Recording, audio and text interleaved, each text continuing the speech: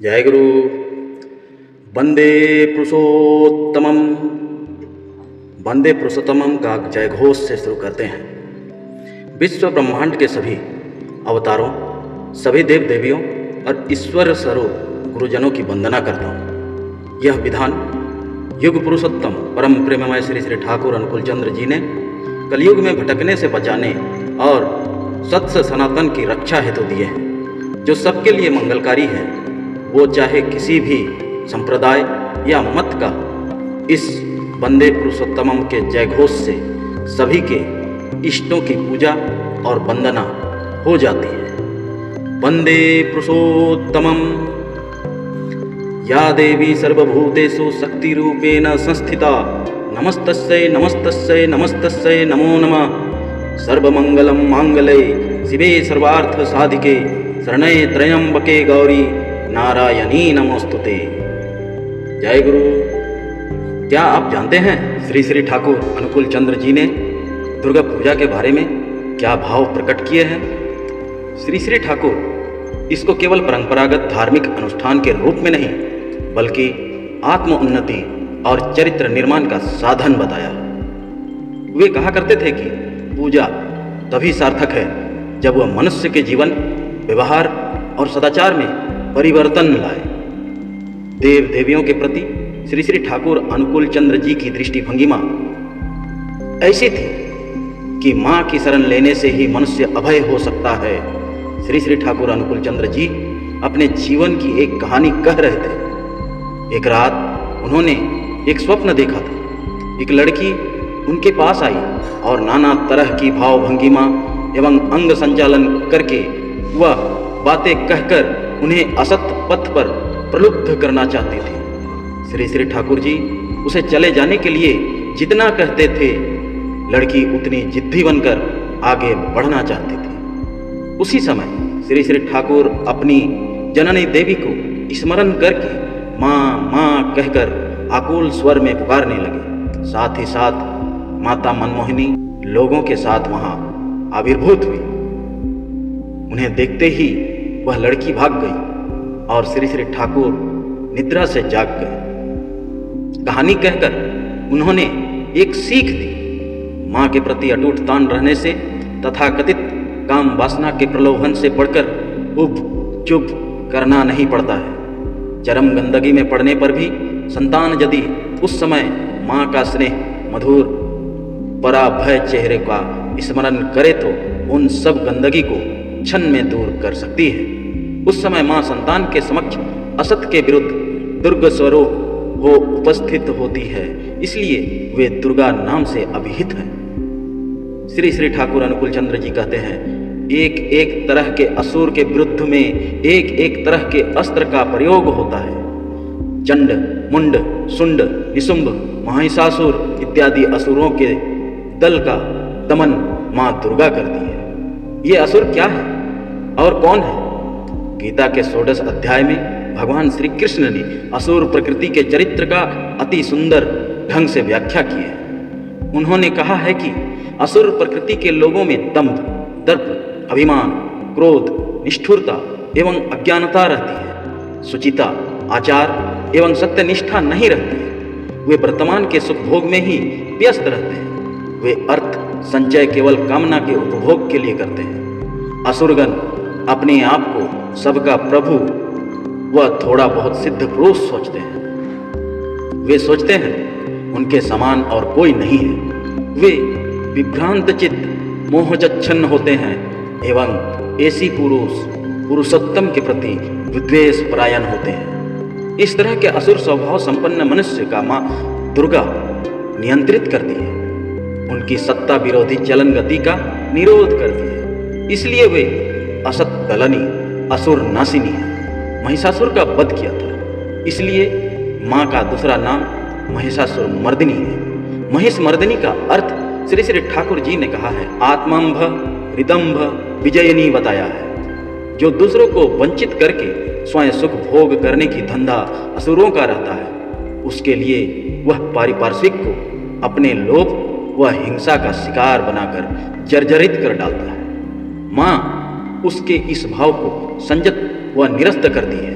वैसा करके वे सभी को असुर के उत्पीड़न व अत्याचार से बचाती है, जीव कुल को अभय दान करती है, इसलिए वे अभया है। वे कहती हैं, भय नहीं, तुम लोग बचने बढ़ने की नीतियों को धरकर चलो, तभी तुम लोग निर्भय हो सकोगे। एक बार विजया उपलक्ष्य में प्रदत्त वाणी में दयामय श्री श्री ठाकुर ने कहा, ए माँ अमार हेमंतर ऐश्वर्यशालिनी 10 प्रहरिणी যাতে অচ্যুত আনভিজ্ঞ আমার দুর্গ সেই আনন্দের মধ্যে দিয়ে যখন মার চরণে আনত হয় স্বস্থ সম্পিত সক্রিয় ভাষে তখনই মা আমার दुर्गति नाशिनी दुर्गा। अर्थात माँ मेरी ऐसी ऐश्वर्यशालिनी 10 प्रहरिणी जिनमें अच्युत आनति ही मेरा दुर्ग है, उस आनति के जरिए जब माँ के चरणों में आनत होता हूँ तो उस समय ही स्वतः संबित सक्रियता से मेरी माँ दुर्गति नाशिनी दुर्गा बन जाती है। दुर्गा पूजा केवल देवी की आराधना नहीं बल्कि जीवन को संवारने और आत्मा को उन्नत करने का अवसर है। श्री श्री ठाकुर अनुकूल चंद्र जी ने दुर्गा पूजा के गहरे रहस्यों को सरल भाषा में अपने अनुयायियों को समझाया है। ठाकुर जी कहते थे, दुर्गा शक्ति का प्रतीक है और शक्ति वही है जो जीवन को उठाती है, बचाती है और सत्य की राह दिखाती है। दुर्गा पूजा का मतलब है अपने भीतर के अज्ञान, आलस्य, लोभ, क्रोध और पापी प्रवृत्तियों का वध कर देना। ठाकुर जी बताते थे, महिषासुर हमारे भीतर की वासनाएं हैं और अहंकार है। दुर्गा माँ हमारी सद्बुद्धि और विवेक है। शस्त्र हमारे सदाचार और अनुशासन है। जब हम अपने जीवन में ठाकुर जी की बताई हुई सदाचार नीति अपनाते हैं तभी दुर्गा का विजय उत्सव हमारे जीवन में घटित होता है। पूजा का सही स्वरूप के बारे में ठाकुर जी कहते थे, मूर्ति के आगे धूप दीप जलाना ही पूजा नहीं है बल्कि जीवन धर्म और कर्म को पूजा बनाकर सुव्यवस्थित करना ही असली पूजा है। पूजा का सही स्वरूप है अपने गुरु और इष्ट को स्मरण करना, समाज की सेवा करना, परिवार में प्रेम और शांति लाना और चरित्र को ऐसा बनाना कि लोग देखकर कहें, यह सही में माँ दुर्गा का भक्त है, ठाकुर का शिष्य है। ठाकुर जी अपने अनुयायियों से कहा करते थे, पूजा केवल कुछ दिनों का उत्सव न बने बल्कि हर दिन का जीवन ही पूजा हो। अगर दुर्गा पूजा के बाद भी झगड़ा, कपट, आलस्य और स्वार्थ बना रहा तो यह पूजा व्यर्थ है। नवरात्रि विशेष पर ठाकुर जी ने बताया है, 9 औषधियों में वास है नव दुर्गा का। माँ दुर्गा 9 रूपों में अपने भक्तों का कल्याण कर उनके सारे संकट हर लेती है। इस बात का जीता जागता प्रमाण है संसार में उपलब्ध वे औषधियाँ जिन्हें माँ दुर्गा के विभिन्न स्वरूपों के रूप में जाना जाता है। नव दुर्गा के 9 औषधि स्वरूप को सर्वप्रथम मार्कंडेय चिकित्सा पद्धति के रूप में दर्शाया गया। चिकित्सा प्रणाली का यह रहस्य वास्तव में ब्रह्मा जी ने दिया था, जिसे बारे में दुर्गा कवच में संदर्भ मिल जाता है। ये औषधियाँ समस्त प्राणियों के रोगों को हरने वाली हैं। शरीर की रक्षा के लिए कवच सामान्य कार्य करती है। इनके प्रयोग से मनुष्य अकाल मृत्यु से बचकर 100 वर्ष जी सकता है। आइए जानते हैं दिव्य गुणों वाली 9 औषधियों को जिन्हें नवदुर्गा कहा गया। प्रथम शैलपुत्री यानी हरण। नवदुर्गा का प्रथम रूप शैलपुत्री माना गया है। कई प्रकार की समस्याओं में काम आने वाली औषधि हरण हिमावती है, जो देवी शैलपुत्री का ही एक रूप है। यह आयुर्वेद की प्रधान औषधि है जो 7 प्रकार की होती है। इसमें हरितिका भय को हरने वाली है, पथया जो हित करने वाली है, कायस्थ जो शरीर को बनाए रखने वाली है, अमृता अमृत के समान होती है, हेमवती हिमालय पर होने वाली है, चेतकी चित्त को प्रसन्न करने वाली है, श्रेयसी यशदाता शिवा यानी कल्याण करने वाली। द्वितीय ब्रह्मचारिणी यानी ब्रह्मी।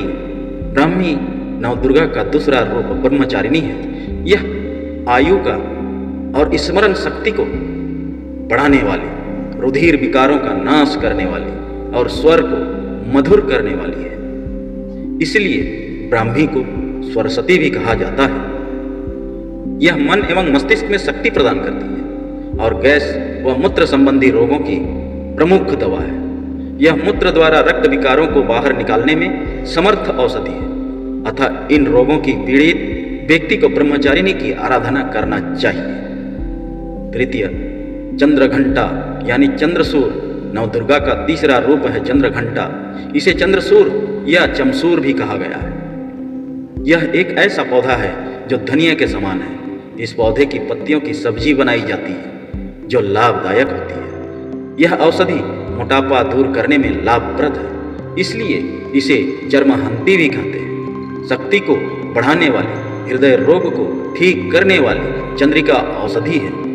अतः इस बीमारी से संबंधित रोगी को चंद्रघंटा की पूजा करना चाहिए। चौथा, कुष्मांडा यानी पेठा। नवदुर्गा का चौथा रूप कुष्मांडा है। इस औषधि से पेठा मिठाई बनती है, इसलिए इस रूप को पेठा कहते हैं। इसे कुंभड़ा भी कहते हैं, जो पुष्टिकारक, वीर्यवर्धक व रक्त के विकार को ठीक कर पेट को साफ करने में सहायक होता है। मानसिक रूप से कमजोर व्यक्ति के लिए यह अमृत समान है। यह शरीर के समस्त दोषों को दूर कर हृदय रोग का ठीक करता है। कुंभड़ा रक्त, पित्त और गैस को दूर करता है। इन बीमारी से पीड़ित व्यक्ति को पेठा का उपयोग के साथ कुष्मांडा देवी की आराधना करनी चाहिए। पांचवा, स्कंद माता यानी अलसी। नवदुर्गा का पांचवा रूप स्कंद माता है, जिन्हें पार्वती एवं उमा भी कहते हैं। यह औषधि के रूप में अलसी में विद्यमान है। यह वात, पित्त, कफ रोगों की नाशक औषधि है। अलसी नीलपुष्पी, पार्वती, यशादुमा, क्षुमा, अलसी, मधुरा, तिक्ता, स्त्रीगधा, पाके, कदुगुरु, उष्णा, त्रिश, सुख, वातंदी, कफ, पीत, विनाशिनी। इस रोग से पीड़ित व्यक्ति ने स्कंद माता की आराधना करनी चाहिए। छठा, कात्यायनी यानी मैया। नवदुर्गा का छठा रूप कात्यायनी है। इसे आयुर्वेद में कई नामों से जाना जाता है, जैसे अम्बा, अम्बालिका, अंबिका। इसके अलावा इसे मैया अर्थात माचिका भी कहते हैं। यह कफ, पित्त, अधिक विकार एवं कंठ के रोग का नाश करती है। इससे पीड़ित रोगी को इसका सेवन व कात्यायनी की आराधना करनी चाहिए। सातवां, कालरात्रि यानी नागदौन। दुर्गा का सातवां रूप है कालरात्रि, जिसे महायोगिनी, महायोगीश्वरी भी कहा गया है। यह नागदौन औषधि के रूप में जानी जाती है। सभी प्रकार के रोगों का नाशक, सर्वत्र विजय दिलाने वाली, मन एवं मस्तिष्क के समस्त विकारों को दूर करने वाली औषधि है। इस पौधे को व्यक्ति अपने घर में लगाने पर घर के सारे कष्ट दूर हो जाते हैं। यह सुख देने वाली एवं सभी विषयों का नाश करने वाली औषधि है। इस काल रात्रि की आराधना प्रत्येक पीड़ित व्यक्ति को करना चाहिए।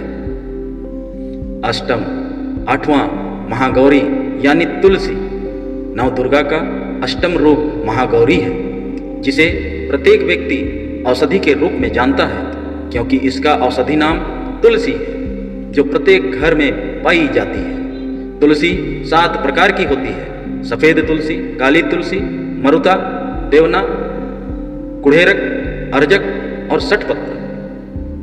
ये सभी प्रकार की तुलसी रक्त को साफ करती है एवं हृदय रोग का नाश करती है। तुलसी सुरसा ग्राम्या सुलभा बहुमंजरी, अपेत राक्षसी महागौरी शूलधनी देवदुंदुभी। तुलसी कटुका तिक्ता हुद, उष्णा हाहा पित्तकृत, मरुदा निप्रदो हद, तिच्छना अस्ना पित्तलो लघु। देवी की आराधना हर सामान्य एवं रोगी व्यक्ति को करना चाहिए। नवम, सिद्धिदात्री यानी शतावरी। नवदुर्गा का नवा रूप सिद्धिदात्री है, जिसे नारायणी या शतावरी कहते हैं। शतावरी बुद्धि, बल एवं वीर्य के लिए उत्तम औषधि है। यह रक्त विकार एवं वात, पित्त, शोधनाशक और हृदय को बल देने वाली महा औषधि है। सिद्धिदात्री का जो मनुष्य नियम पूर्वक सेवन करता है उसके सभी कष्ट स्वयं ही दूर हो जाते हैं। इससे पीड़ित व्यक्ति को सिद्धिदात्री देवी की आराधना करनी चाहिए। इस प्रकार प्रत्येक देवी आयुर्वेद की भाषा में मार्कंडेय पुराण के अनुसार 9 औषधि के रूप में मनुष्य की प्रत्येक बीमारी को ठीक कर रक्त का संचालन उचित एवं साफ कर मनुष्य को स्वस्थ करती है। अतः मनुष्य को उनकी आराधना एवं सेवन करना चाहिए।